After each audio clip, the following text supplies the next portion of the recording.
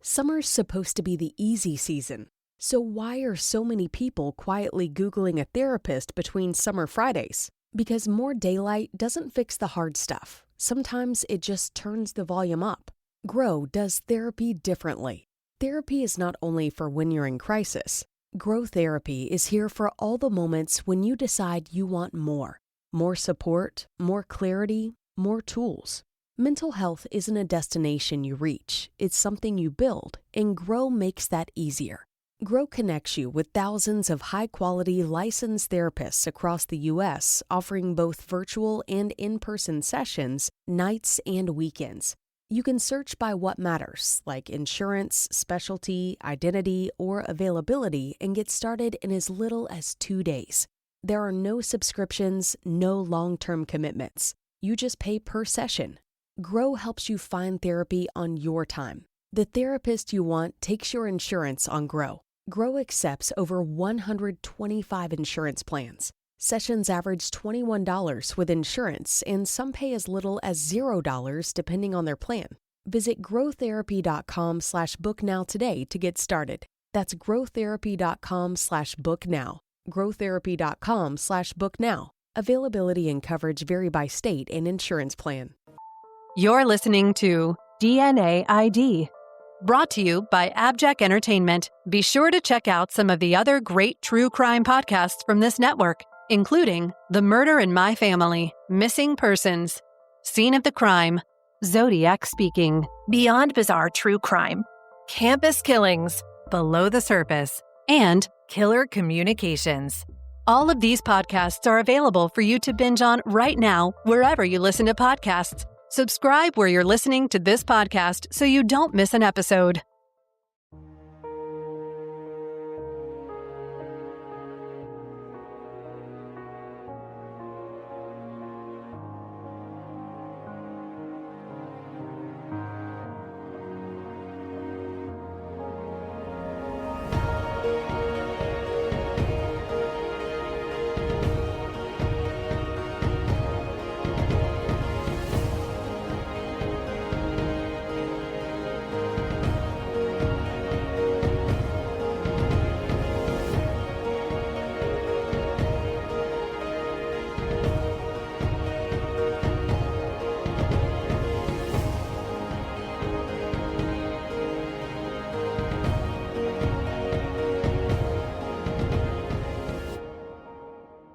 Episode 3, Christy Mirack.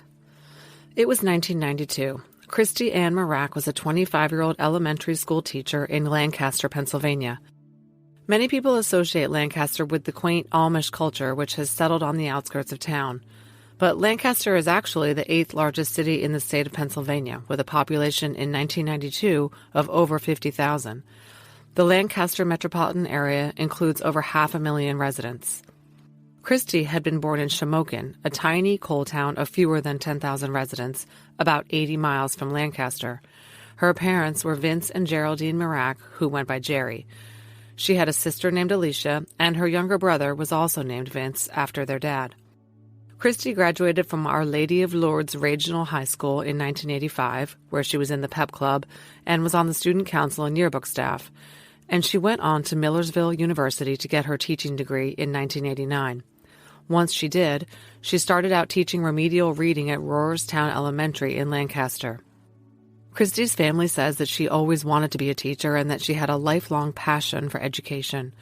Her dedication paid off when she was awarded her very own first-grade class halfway through the 1991 to 1992 school year, when the regular teacher went out on leave, and then her own sixth-grade class in 1992.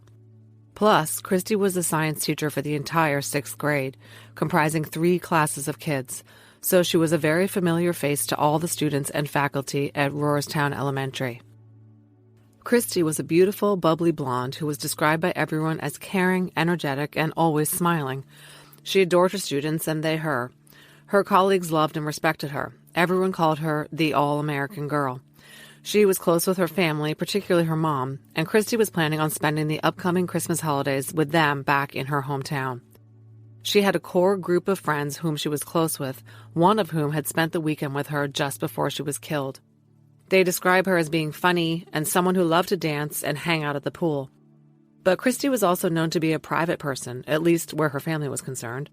According to the Titusville Herald, Christy's mother, Jerry, said that her daughter told her nothing about her personal life, and she was clueless about Christy's friends or romances, if any. There was a reason for that, as we will later learn.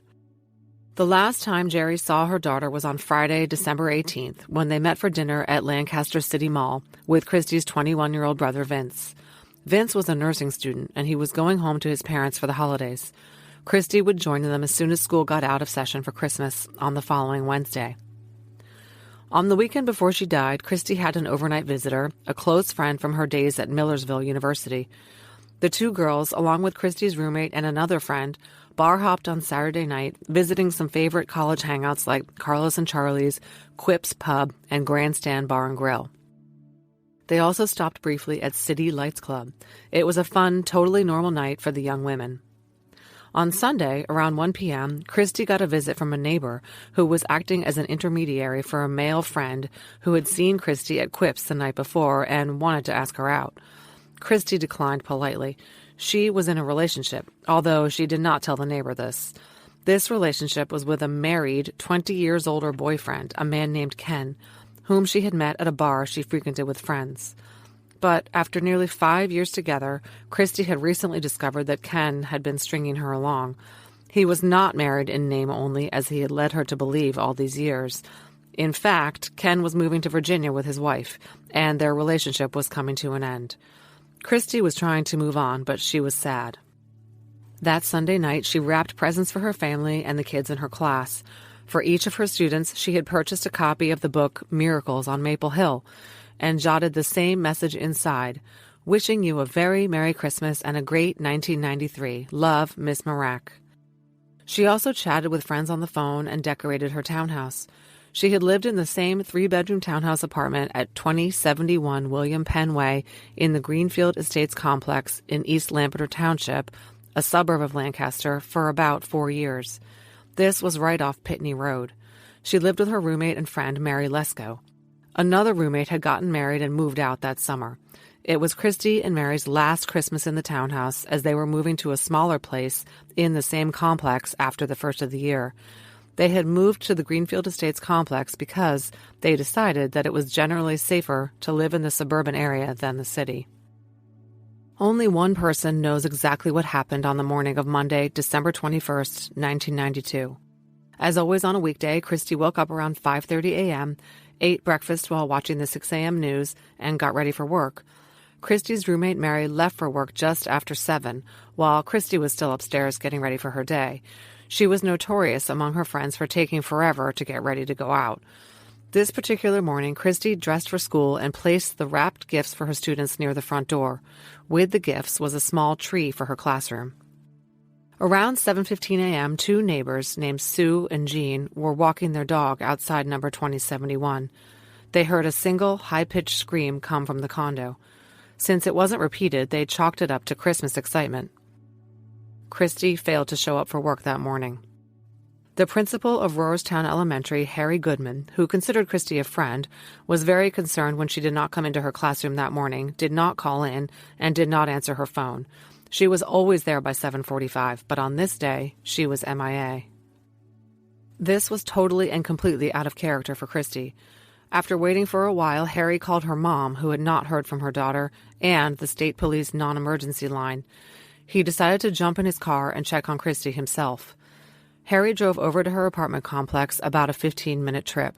Christy's townhome had an entrance directly to the street. Her car was parked in the driveway. Harry found the door slightly open and hesitantly walked in, calling Christy by name. It wasn't until he peered into the living room that he found her.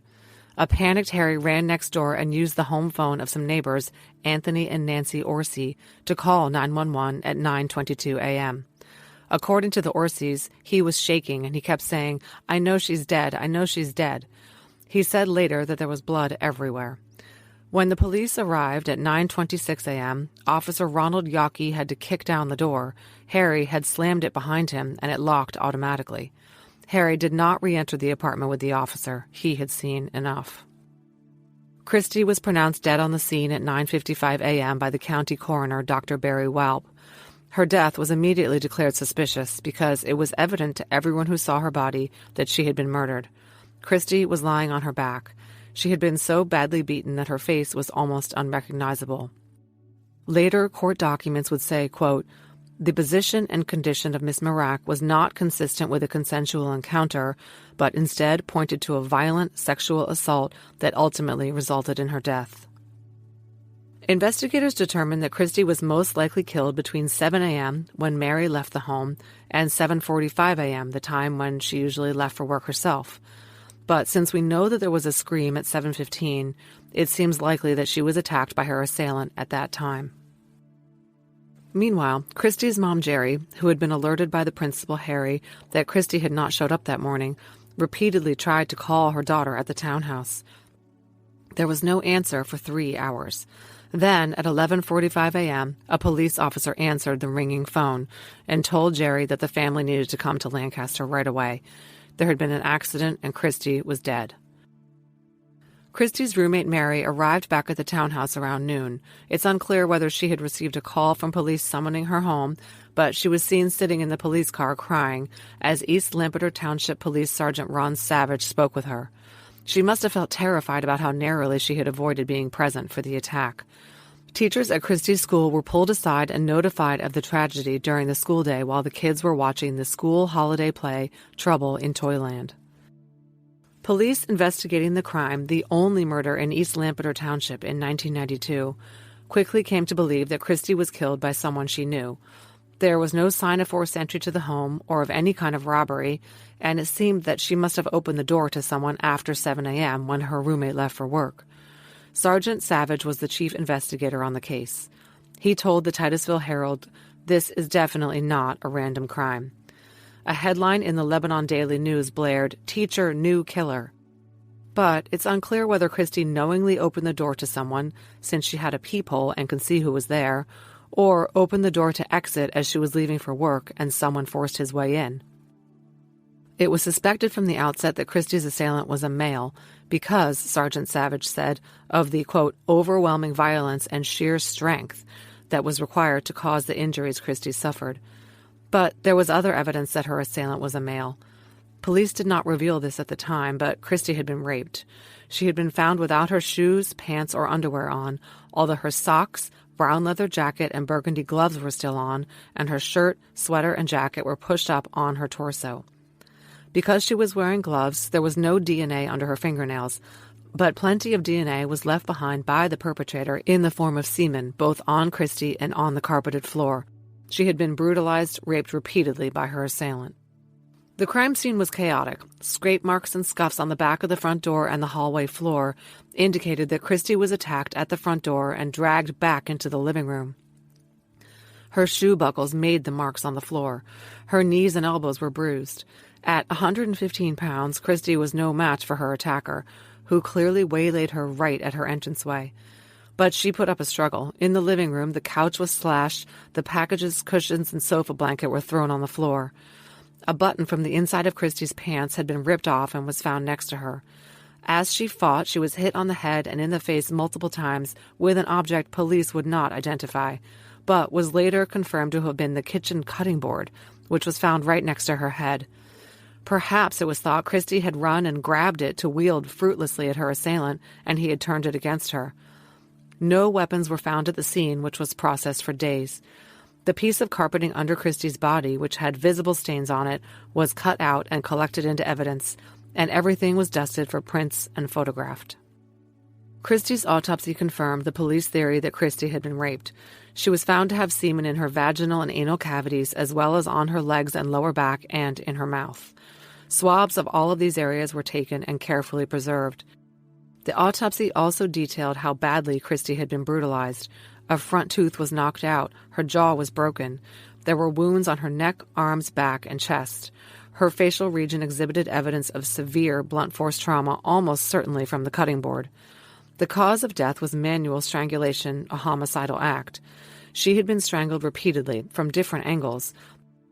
There were marks from 7 distinguishable hand positions on her neck. She likely suffered for quite some time as her attackers suffocated her over and over. Despite the fact that investigators removed multiple boxes of Christy's personal items from the home to sift through, at the time, none of these things appear to have led anywhere.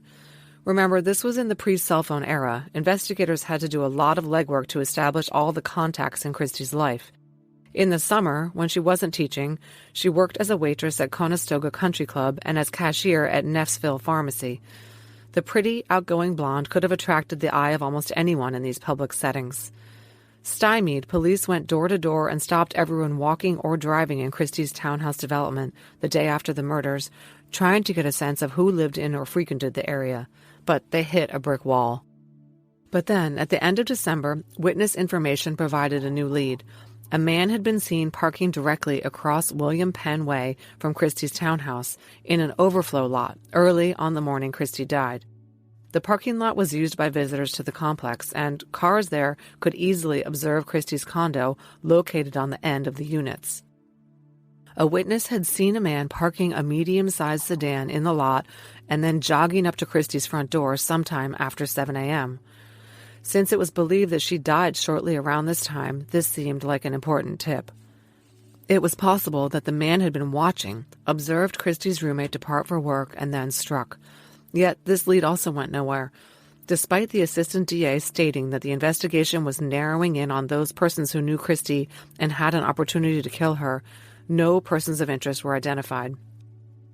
Sergeant Savage stated that despite the lack of a suspect, he still felt that they would be able to solve the case using good old-fashioned police work. He would prove to be wrong about this. By April 1993, 4 months after Christie's brutal slaying, 18 detectives from 5 different law enforcement agencies and the assistant DA had conducted more than 500 interviews, confirmed the alibis of 50 potential suspects, subjected 5 people to polygraph exams, collected blood and hair samples from a number of people, and eliminated 3, quote, strong suspects through DNA testing. They had developed a DNA profile from the sample taken from the carpet under Christie's body. It was consistent with the contributor of DNA found in the swabs taken during the autopsy. The DNA was not a match to anyone known to investigators. The man that Christie had been dating for the past 5 years, who had been president of the Teamsters Local 771 for 8 years, was ruled out. Upon finding out about Christie's murder on the 22nd when he stopped by the school with flowers for her, he agreed to talk to police, cooperated, and submitted to a polygraph, which he passed. He had also been out of state on the morning of the murder. He was not their man. The Mirack family announced a $10,000 reward for information. In May, 5 months after Christie's shocking murder, her family and friends were finally permitted to enter her condo and clean out her things. They found the small Christmas tree brown and bare. The gifts for the children in Christie's class were still sitting there, beautifully wrapped and each with its candy cane still intact. The books were turned over to Harry Goodman, who kept them in his office, and allowed each of Christie's student families to decide whether to claim their child's gift from the beloved teacher or whether perhaps to do so would be too traumatic for the kids. Christie's roommate, meanwhile, was so scarred by the murder that she moved out of the area very soon after the crime. As time went on, more information was revealed about the circumstances under which Christie was killed and what investigators believe actually happened that day. This podcast is sponsored by Talkspace. Last year, I went through many different life changes. I needed to take a pause and examine how I was feeling in the inside to better show up for the ones who need me to be my best version of myself. When you're navigating life's changes, Talkspace can help.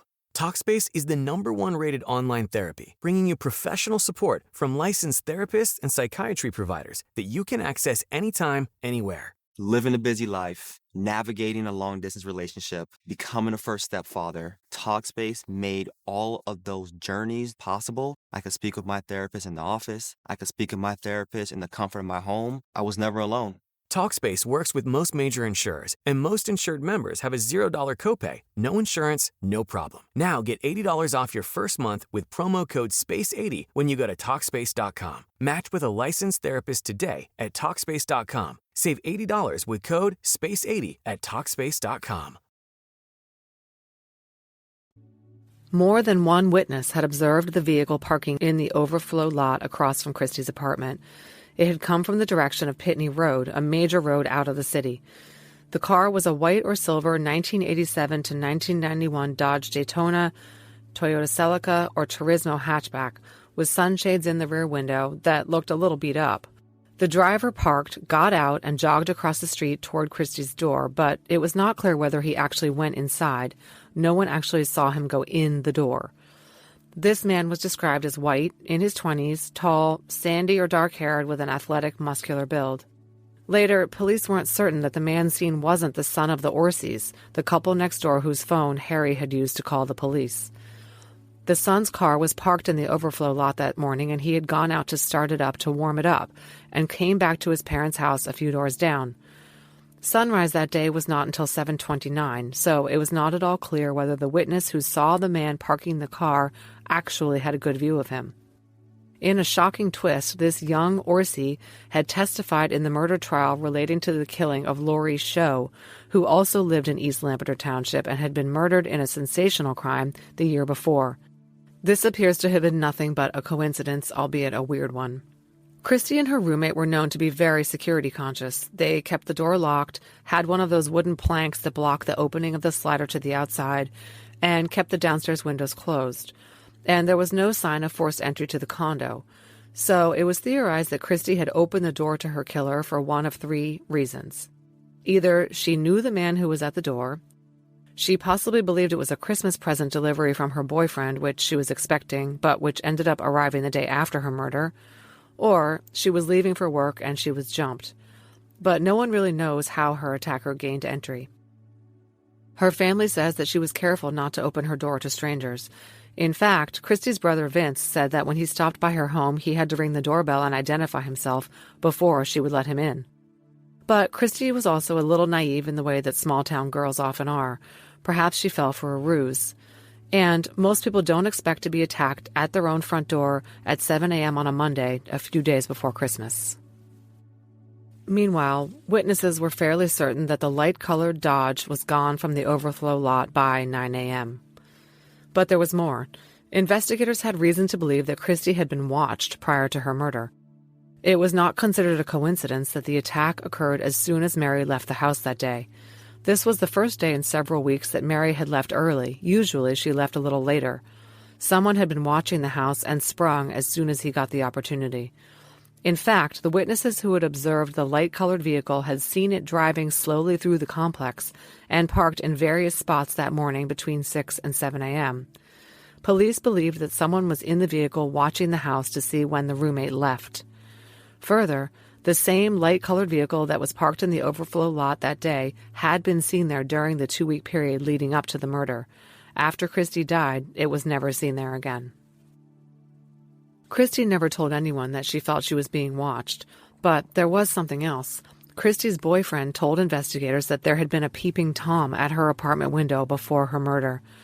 The peeper was seen at the window hiding in the bushes outside Christy's condo. When Christy's roommate screamed, the guy ran. They never reported it, and after Christy's murder, her roommates could give only vague descriptions of a white male, about 5'9", with dark hair. But to investigators, this was an intriguing clue. It looked like Christy had been targeted. They worked to find young, white, muscular men who knew Christy, who might have driven a light-colored Dodge or possibly a Toyota sedan at the end of 1992.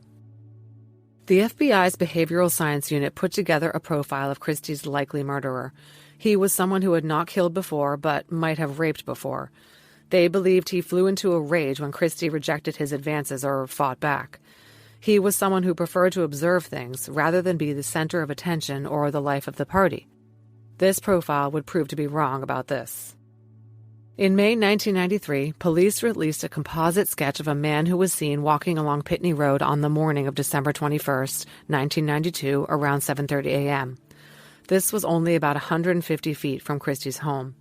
The man was described as white, late 20s, with a muscular build and long, stringy dark hair.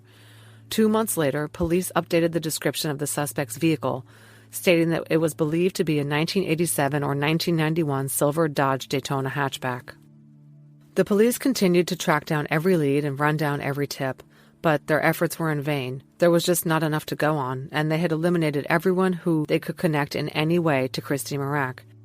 Despite the impact Christy's unsolved murder had on the town, where people now lived in fear, locked their doors, and tried desperately to make sense of it all, the case started to grow cold.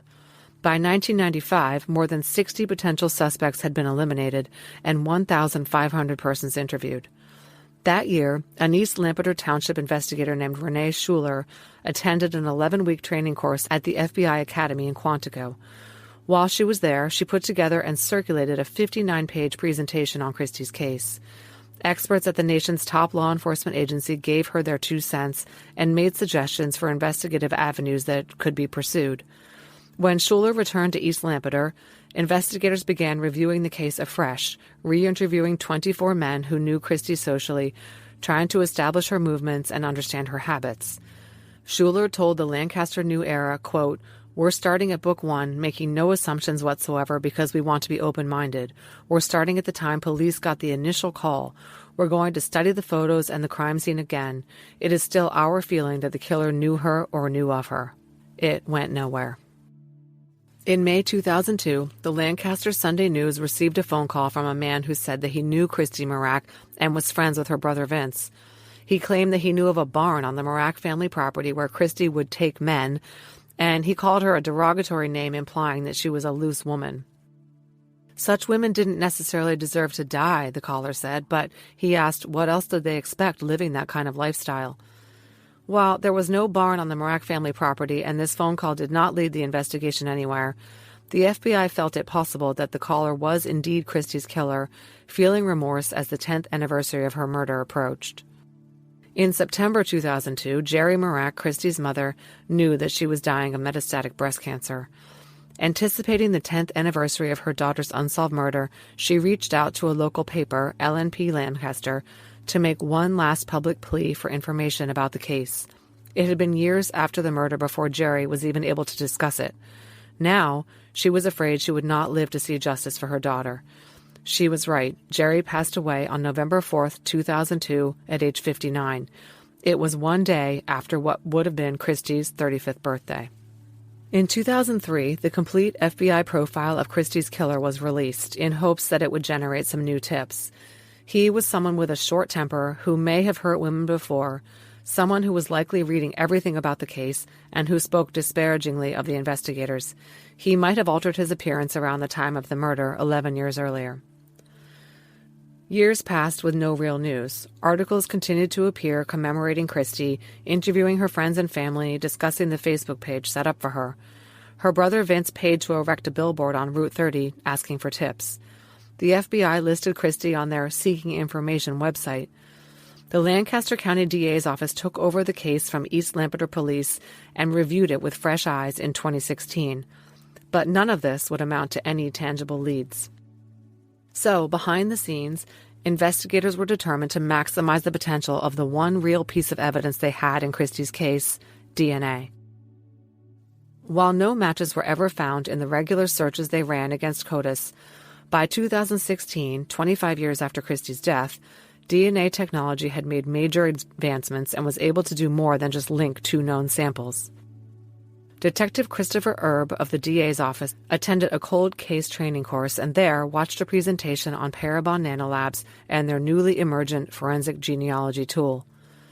After discussing the methodology in light of the stalled nature of Christy's case, the DA's office contracted with Parabon to conduct phenotype analysis using the killer's DNA. Parabon created computer-generated images of the killer ranging in age from 25 to 55. Parabon's phenotype of the killer found that he was likely 3/4 Caucasian and 1/4 Latino, with fair skin and brown or hazel eyes and brown or black hair.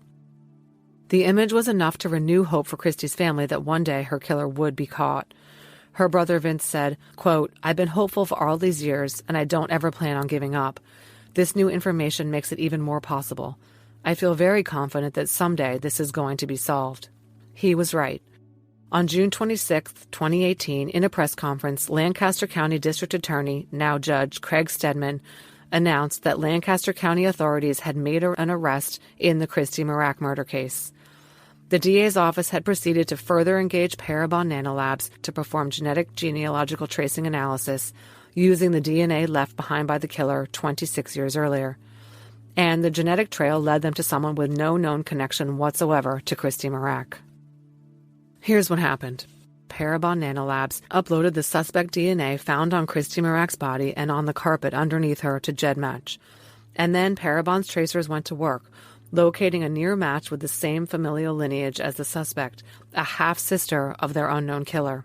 This woman named Georgia in Ohio had entered her DNA into GEDmatch because she had been adopted in 1970 and was trying to find her birth mother. And her birth mother turned out to be a woman named Linda. After recreating the family tree, Parabon's tracers realized that Georgia shared a mother, Linda, with two male half-siblings, and one of these two males was likely Christy Mirack's killer.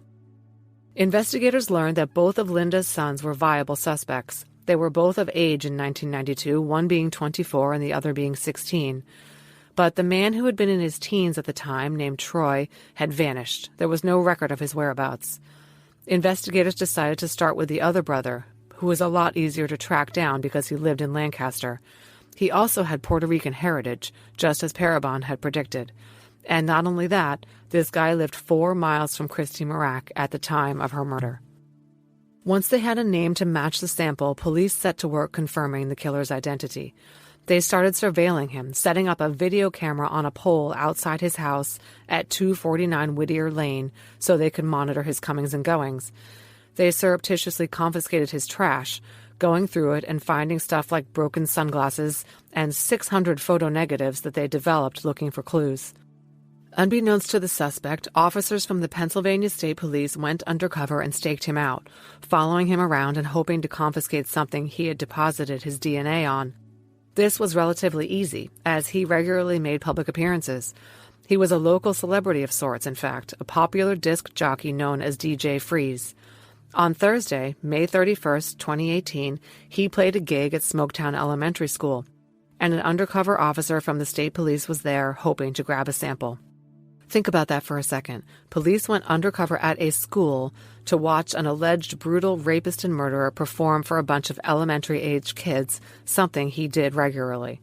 The female officer even posed with the killer in the photo booth at the event with her police hat on, so I guess she was not so undercover. When DJ Freeze finished his gig and left, he left behind an empty Kirkland brand water bottle he had brought along, and he also left behind a wad of chewed gum inside an empty cup, which provided a smorgasbord of DNA. The officers scooped them up and bagged them. All these items were sent to the Pennsylvania State Police Crime Lab for testing. Meanwhile, as the DNA testing was being done to confirm that the forensic genealogy had been correct, after the police confiscated the items from the event at the elementary school, DJ Freeze and his wife and their daughter left on a 3-week-long family vacation. They went on a road trip to see the national parks. Police had to cool their jets and wait for him to get back, which the DA later said was nerve-wracking. But he eventually returned on June 18th. Meanwhile, the State Police Crime Lab expedited the testing and had results by June 22nd. There was a match. The DNA on the carpet sample and the swabs taken from the body of Christy Mirack matched the DNA on the gum and the water bottle. DJ Freeze, a.k.a. Raymond Charles Rowe, had killed Christy Mirack. There was a 1 in 200 octillion chance that the DNA found at Christy's crime scene belonged to someone else. Police had all they needed to arrest 49-year-old Rowe. On the 25th of June, 2018, police watched Raymond Rowe as he mowed his lawn in a t-shirt and shorts. They decided that the time was right. Rowe couldn't access a weapon or barricade himself in his home. Detective Erb approached and said, "Raymond Rowe, we have a warrant for your arrest for the murder of Christy Mirack." Rowe said, "Who?" "Christy Mirack," said the detective. "I don't know her," said Rowe. He allowed himself to be arrested without incident, and they proceeded down to the station for a lengthy interview, which commenced at 1:44 p.m. In the interview room, Rowe waived his Miranda rights. He was relatively chatty. He didn't seem to have absorbed what they told him he was there for. In an interview transcribed in 101 pages, which I read every word of, Detectives Erb and Martin talked with him about his life, his work experience, his education, his recent trip out west, and so on. It was all very convivial. Detectives masterfully managed to bring the conversation around to what cars he had driven back in the day, and Rowe said that he had a Celica. He believed it was white and it had a big fin on the back, because, he said, quote, "I have my own big fin." Yes, this creep was wink-wink, nudge-nudging with detectives about the size of his man parts. He also made sure to point out that he is, quote, pro-police. Then they got down to it and repeated to him that the warrant he had been shown was an arrest warrant against him for the murder of Christy Mirack. He said he didn't know the name. He denied knowing her. They showed him pictures of Christy, and he said she didn't look familiar. She looked like, quote, a typical girl. In fact, he said that based on the photos, Christy was, quote, not my type of girl.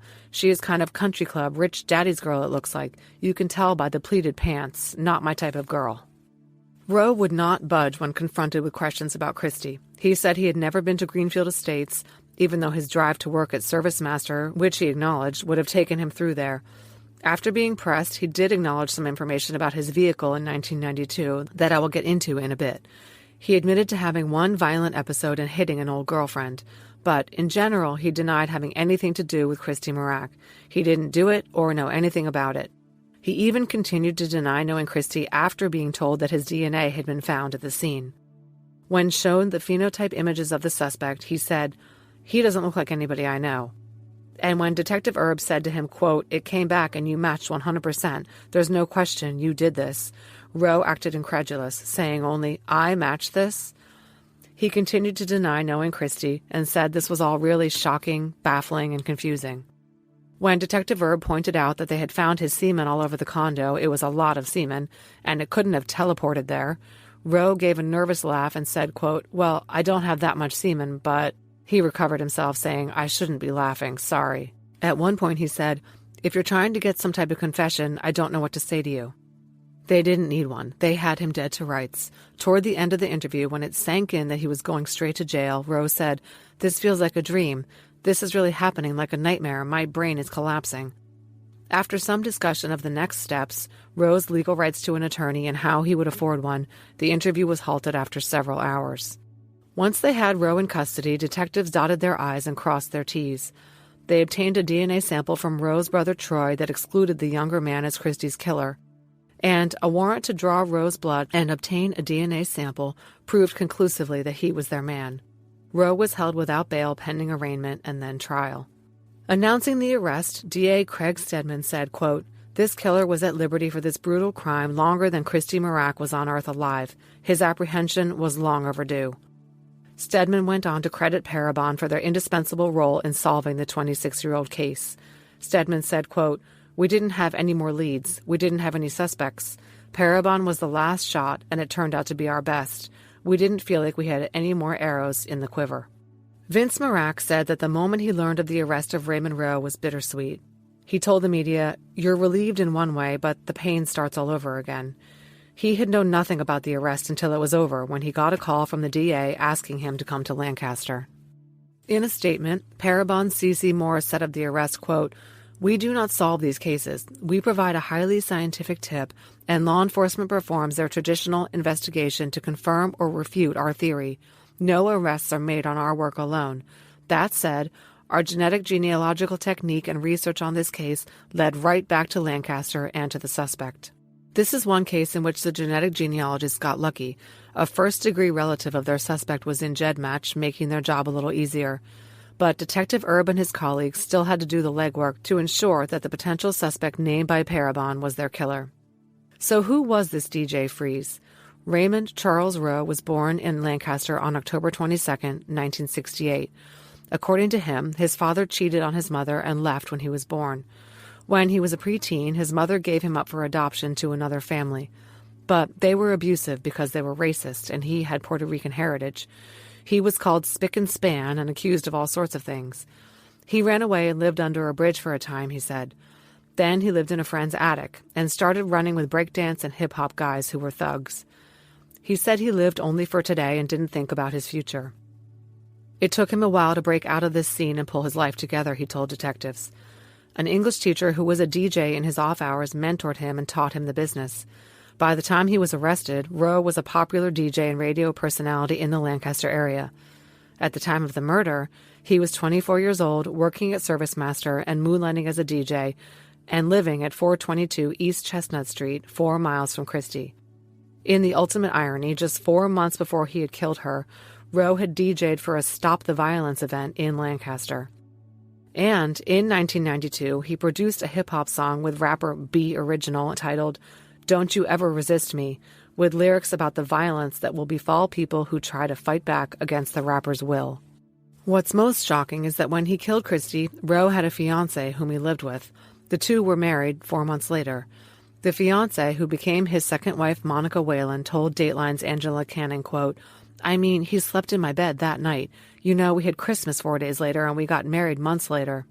Even more disturbingly, when Christy's case hit the media, Monica said that Rowe had pretended to be concerned for her safety because of the lethal attack on the young local teacher being covered in the media. According to Rowe, his first wife Sandra had cheated on him, so they broke up, but he didn't officially divorce Sandra until 1993 when he married Monica. During Rowe's marriage to Monica from 1996 to 1997, Rowe secretly dated a 25-year-old cocktail waitress named Emily Noble. The two met at Lancaster's Chameleon Club, where they both worked. Back then, Emily looked startlingly like Christy Mirack, with blonde hair, green eyes, and a wholesome beauty. She says that Rowe was good-looking, very friendly, and was a real music lover. He also had a very strong personality. The two got serious, and after 2 months together, Emily asked Rowe to choose between her and his wife. He and his wife separated, and Rowe and Emily became exclusive, and things started to go downhill. Emily has said in several interviews that Rowe was very controlling, abusive, and possessive. He would put her down and repeatedly tell her she was worthless or useless. She got away from him when he accepted a 3-month-long DJ stint in Chile in South America, and they broke up. Emily has stated that when she heard that Rowe had been arrested for killing Christy Mirack, she was stunned but not altogether surprised. And, of course, she felt that she had dodged a bullet. Emily told prosecutors preparing the case against Rowe that he was emotionally abusive, and friends who grew up with Rowe said that he had a lot of anger issues against his mother. They also said that even though he had dropped out of high school, he was intelligent. He later earned his GED. Others recalled that Rowe on occasion mentioned that he had lived a different life in the past. He told one woman he was friends with that he had a, quote, hoodlum past. He was known to have a thing for blondes. He had called the police a couple of times for things like a stolen car radio and for shots fired at a club he was DJing at. But he had no record to speak of other than one juvie arrest for shoplifting and an arrest in 2001 stemming from a police raid of a club he was working, pertaining to a crackdown on underage drinking. Rowe was charged with resisting arrest and disorderly conduct. It seems likely that he resisted arrest because he was terrified to be arrested in this incident lest his secret be found out. But it was not found out for another 17 years.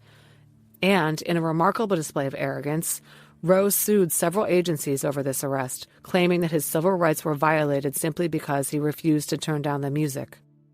According to the Associated Press, quote, his criminal charges were resolved through a program for first-time offenders, and the federal civil rights lawsuit was settled out of court, end quote. It sounds like Rowe accepted a payment from the government to drop his lawsuit over this 2001 arrest. He must have been secretly enjoying that irony for nearly 2 decades, until his final arrest on charges that could not be negotiated away. By the time of his arrest in 2018, Rowe was on his 4th wife, whom he had married in 2015. He was also one of the most renowned DJs in central Pennsylvania, providing music to more than 150 events a year like proms, weddings, parties. At one point, he owned a retail shop in Lancaster that sold music and DJ-related paraphernalia. His social media showed him with celebrities such as Sean Paul, Hulk Hogan, Paris Hilton. Rowe had DJ'd at events featuring Sting and the Eagles and worked events at New York's Madison Square Garden. He was the chief executive officer of his own company, Freeze Entertainment, which employed 2 other DJs as well as his wife. 2 of Christie's students, who ended up getting married much later, narrowly avoided using DJ Freeze as the DJ at their wedding because he was booked. People who worked with Rowe said he was the consummate professional. One colleague who had known him for years called him a godly man, someone who was kind, caring, a loving family man, a great friend. Rowe's neighbors told the media that they were shocked at the news of his arrest. One person who had known him for 10 years said, quote, he was the nicest guy I'd ever met. Raymond's 4th wife, Olena, who was from the Ukraine, had a daughter from a previous relationship and Rowe adopted her. He also had a daughter with his first wife, Sandra, who was born in 1986 and with whom he still maintained a relationship. Speaking of Rowe's wife, Olena, she has stood by her man. At the end of July 2018, right after his arrest, he sold her their home for the sum of $1. and she still lives there and uses the last name of Rowe. She continues to visit her husband in prison regularly and often. And in fact, recorded prison phone calls show that she has been 100% involved in trying to find ways to exonerate him. They even made fun of some of the investigators and brainstormed together about how to poke holes in the state's case against Rowe. Raymond Rowe was never on investigators' radar in Christy's case. There was no mention of him in the case file. After the DNA connected him to the crime, investigators dug into his past and interviewed many people who knew him, but were never able to determine for certain whether he and Christy knew each other. To this day, there is no confirmed connection between the two. We know that Rowe's daily route to work at ServiceMaster back in 1992 took him right past Christy's apartment complex. The ServiceMaster was located in an industrial park right near Christy's apartment. He could have seen her on any one of his commutes. Interviews with Christy's old friends told detectives that Christy liked to sunbathe outside her condo on the grass, and this would have put her in plain view of Rowe on his daily drive to and from work. And further, in the months leading up to her murder, there was the Peeping Tom. Detective Erb told me that he is certain that Rowe was the peeper, based on his shifty body language when the incident was discussed. And it seems too much of a coincidence for there to have been two separate men spying on Christy's condo in 1992. But there was one tangible piece of evidence hinting that perhaps Christy and Rowe knew each other, or were at least acquainted. In Christy's wallet was found a complimentary pass to the Chameleon Club in downtown Lancaster. Rowe was the house DJ at that club on Friday evenings for 15 years, including in 1992. Christy's girlfriends told police that the Chameleon Club was one of the clubs the group of young women liked to go to. We don't know if Rowe and Christy met there or how she obtained the exclusive complimentary pass. Perhaps he personally gave it to her, hoping to see her again. It's also not known whether investigators back in 1992 went to the club and spoke to people affiliated with it. If they had, there's no indication that their suspicions would have been raised by speaking with Raymond Rowe, who by all accounts was very likable and normal, since his name was not jotted down anywhere in the file and he was not interviewed. The club owner had nothing but good things to say about him when interviewed after his arrest. In any event, this circumstantial link provides reinforcement for the theory that Christy and Rowe came across each other at a club, but we may never know for sure the extent of their interaction. One final piece of evidence linking Rowe to Christy.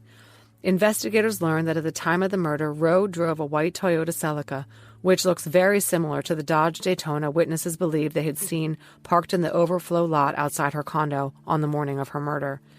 Rowe admitted that he drove this car in his interview with police after his arrest, but only after Detective Erb pressed him and showed him a traffic citation he had received in 1991 while driving that car for driving 78 in a 55 zone. In a plea deal agreed to by the Mirack family on January 8, 2019, Rowe pleaded guilty to first-degree murder, rape, involuntary deviant sexual intercourse, and burglary. He agreed to the deal in order to avoid the death penalty, which was called for by the aggravating circumstances in the case. Prosecutors had filed a notice of intent to seek a sentence of death on July 26, 2018. As part of the plea deal, Rowe was required to verbally plead guilty in court. He directly addressed Christy's family, saying dispassionately, "I'm sorry, sir, to the family. I can't imagine what you're going through. I apologize."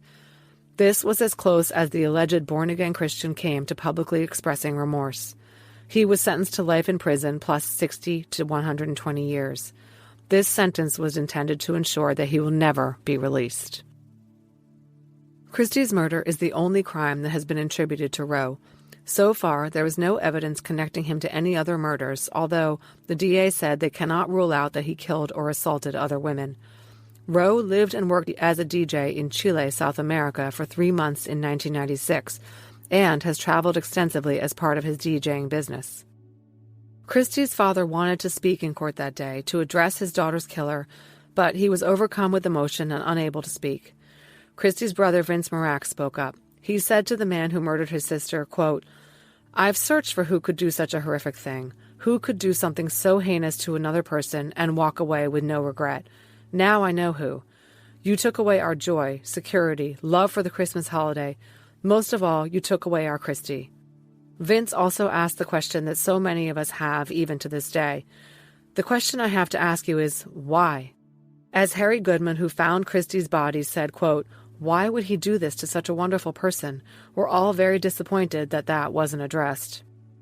In connection with his plea deal, Rowe was under no obligation to provide answers as to why he killed Christy, and he didn't. His silence on this point leaves Christy's family and those who knew her feeling unsatisfied, despite knowing that her killer is behind bars forever. Vince Mirack said to him as he was sentenced, "I can only hope that the remainder of your life is as painful to you as the last 26 years have been to my family." As DA Stedman said after the sentencing, there's no celebrating or high fives in cases like this.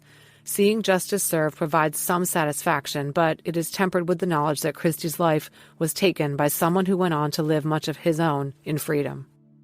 After I had written this entire script, I received word that Raymond Rowe had filed an appeal of his conviction under Pennsylvania's Post-Conviction Relief Act, or PCRA, even though he took a plea deal and the one-year window to appeal had lapsed. The grounds for his appeal are bizarre. Rowe claims that a TV news show that covered Christy's case and his arrest and conviction, On the Case with Paul Azan, which aired on November 24, 2019, revealed new facts that, if he had known, would have caused him not to plead guilty. He argued that these were not facts that he could have discovered through his own due diligence. And the new facts were, first, that investigators believed that Christy was being stalked. Paul Azan's word, not that used by law enforcement. This is ridiculous because at the hearing where Rowe entered his plea of guilty, prosecutors maintained that they believed Christy was targeted by her killer. The use of the term stalked is not a new fact, but merely a different terminology for the same concept. The second new fact, in air quotes, was stated on the show by one investigator, that he believed Christy was raped right inside the door. Rowe claims that he wasn't told this, but of course all the documentation about the case was provided to his attorney in the course of discovery. And it's not clear that it would have impacted his guilty plea whether Christy was raped at the door or in the living room, except clearly he's trying to discount the living room carpet with his DNA on it as probative evidence. Speaking of DNA, Rowe is also requesting additional DNA testing, specifically requesting testing of the following items: the cutting board, a toaster that was nearby, Christy's pants, sweater and shirt, the door and the doorknobs to the condo, and some of the swabs taken from Christy's body. He was requesting these because, he said, touch DNA testing was not available when these things were tested, and he maintained another male's DNA was likely to be found on these items. He was wrong about the testing that was done. Per the Commonwealth's response to Rowe's motion, the testing conducted by the Pennsylvania State Police DNA lab in 2018 was state-of-the-art, and the autosomal DNA profile that came up belonged unequivocally to Rowe. There was no one else.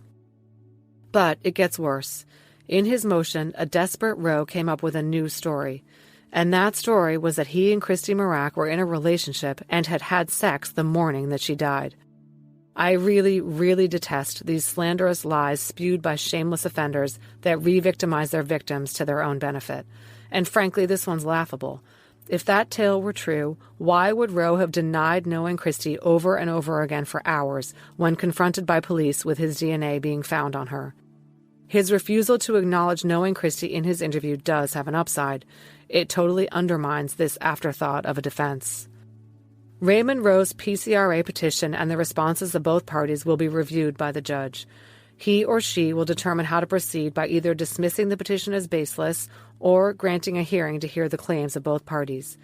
It will be fascinating to watch this unfold, but I, for one, am hoping the judge throws out the motion and throws away the key. Christy is buried in All Saints Cemetery in Ellisburg, Pennsylvania. Jerry is buried next to her. Christy's case was the first to be solved using this novel crime-solving tool in Pennsylvania, and only the third in the United States. D.A. Stedman called the case groundbreaking and monumental. After 26 years, Christy Mirack's case is finally closed thanks to forensic genealogy. And if you're one of the bad guys, they're coming for you. Many thanks to Christopher Erb, County Detective with the Office of the Lancaster DA Criminal Investigations Unit, for speaking with me about this case. Thanks for listening to this episode of DNA ID. Before you leave, please let me tell you about some important things related to the show. If you'd like to support this podcast, and in the process, get access to early and ad-free episodes, as well as bonus content like crime scene photos, you can sign up for a Patreon subscription for only $5 a month by heading over to to patreon.com/DNAID. Of course, you're welcome to contribute more than $5 a month. We rely on Patreon funds to pay for the original source materials I use to research each episode. If Patreon isn't your thing, you can also show your support with an AbJack Insider subscription through Apple Podcasts.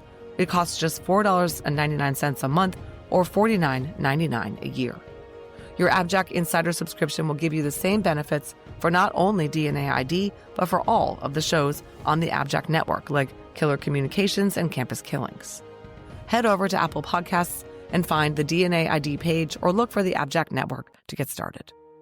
If you're on social media, we'd love to interact with you there. DNA ID is on every major social media platform. Search your favorite platforms for DNA ID Podcast to find us. We also have a YouTube channel, and our website is DNAIDpodcast.com. You can find links to all of these anytime in our show notes. If you need to reach the show, contact us by emailing dnaidpodcast@gmail.com. Finally, if you want to pick up some fun DNA ID merch and represent the show, visit the store at www.customizedgirl.com/s/DNA ID podcast. DNA ID is researched, written, and hosted by me, Jessica Betancourt. It's produced by me and Mike Morford of AbJack Entertainment. Music by Connor Betancourt.